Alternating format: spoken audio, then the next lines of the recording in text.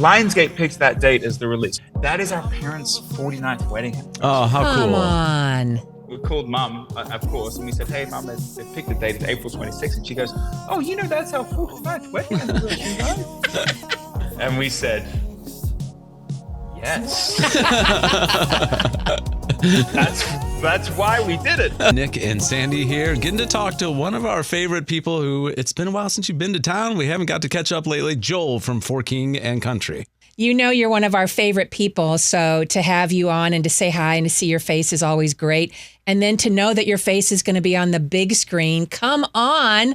We've seen this movie as a staff, so we are so excited to share about it. For those who don't know, the movie is about your family's life, leaving Australia, coming to the U.S. And so how old were you when this move happened? Remind us. Yeah, I was shy of 10, as you said, Sandy. Luke and I were very young, but this is a story about miracles, about music, because our sister Rebecca St. James, it sort of chronicles her stepping into a career, about migration, about mums, about family, and as you well said, it's kind of our parents' origin story, if you will. And like you mentioned, Nick, I play my dad in the film. So I've dubbed it a very expensive therapy session. But I need to go on record of saying, look, this is an adventure film. It's a drama film. It's a music-filled film. But it's not a cozy film. We wanted to make an honor project, but we didn't want to make a glory project for the family. We wanted to tell it as it really happened, How did your mom react when you guys floated the idea by of hey, we're going to make a movie and you're going to be the hero of this? Well, she is, in our family at least, everyone's different, but she is kind of our unsung hero, right? Yeah. And she handles the title very well, Nick, because she doesn't love, the glitz and the glam. She wrote a book called Behind the Lights, and she likes being sort of a little bit further behind the lights. And so she's handling it in stride, but I mean, man, it's been all of the emotions, for all of us, but particularly for her. You've got, she's terrified, she's passionate, she's,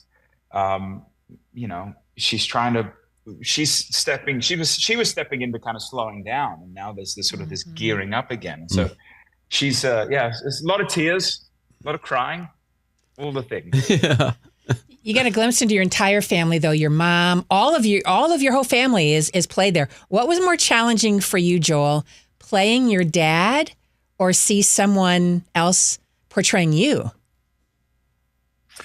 Playing dad, for sure. Like I said, Luke and I were so young that even in the film, we're sort of these funny ancillary little characters. I helped co-write it as well, and so we had we had laugh out loud moments of writing in these silly little quips with little Easter eggs with Luke and me. But that's kind of it. That's kind of all of our characters really accomplish in the film. But Dad is, by contrast, Dad is like, Dad, Sandy, he's the fight and the energy and the antagonist, and he's the one pushing. He's moving to 7,000 miles to new countries with 6 kids and a pregnant wife, and he's paving new trails. And so, it was actually a really rewarding experience playing him. It gave me a greater depth of empathy for what he went through, because I've always approached it like a kid, because I was a kid, and now to sort of flip it on its head, I'm roughly his age when he moved. And to sort of approach it from an adult was very insightful for me. Did you audition other actors for that role, or did you just know all along, no, I get to play Dad? I didn't. So I ended up co-directing it. I ended up co-writing it, and none of that was planned. The only thing that was planned actually from the beginning was I should play Dad. Yeah. That was the one thing that was I know the guy so well. I've spent the better part of 40 years with him. It was just what we were trying to do was create a really short bridge to cross for all the actors from reality to screen. Mm-hmm. And it was this is the shortest bridge you can create, son to father, so it was always very natural. Yeah. So, probably all kids mimic their parents in some way. Before the movie, when you were a kid, what did you mimic of your dad? And then obviously in the movie, what glimpses did you have to perfect to mimic your dad? But what was there when you were 10, when you tried to, I don't know, wear your dad's shoes or mimic him in some way? Well, Dad's always been a go-getter, I actually think arguably I can see Dad in all of us in certain ways, but I think as far as like just the tenacity and the energy, like I think I was really inspired by him.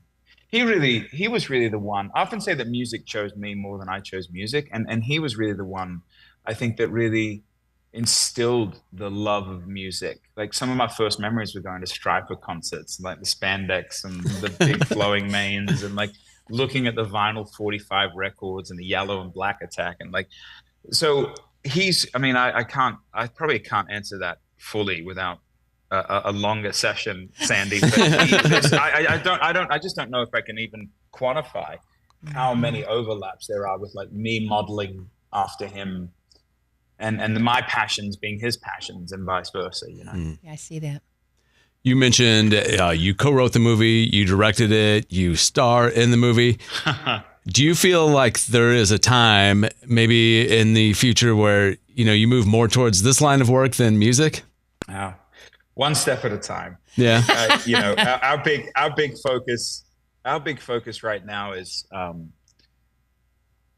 we've worked, this is probably the hardest we've worked on any project. It's not probably, this is the hardest we've worked on any project in our life. And the response that we're getting has been really musical, really beautiful. And to have the musical overlap with the movie and that crossroads from, doing the Inspired By and having more features on this Inspired By than any record we've ever done, from Lecrae to Lee Brice to Stryper to Michael W. Smith, Amy Grant, Rebecca, Hillary Scott, Sleeping at Last, the list goes on, But then also in the film, to take our love of music and put like Jesus Jones and Rod Stewart and Seal and all these needle drops and Stryper and, Michael W. Smith into the film, that was just fascinating. And then it's the definition of a passion project. And so we're pretty bullish about, we feel like this is the right time to have the conversation about family, in this time in human history. We feel like it's the right time to lift up mums and women. And so we're eyeing April 26th, which is the theatrical release date, very, very closely. The short answer, though, if you want a short answer, is yes. I hope we move deeper into film. I don't think it's one or the other, though. I think there's a way to marry them. Yeah. I really do. All right. So another short answer question, and we're not trying to move past too quickly April 26th and all that is to be celebrated about Unsung Hero. Like, we're not trying to do that. Right. But if this is a story of your family, are there more stories to tell about your family? Are there sequels, potentially?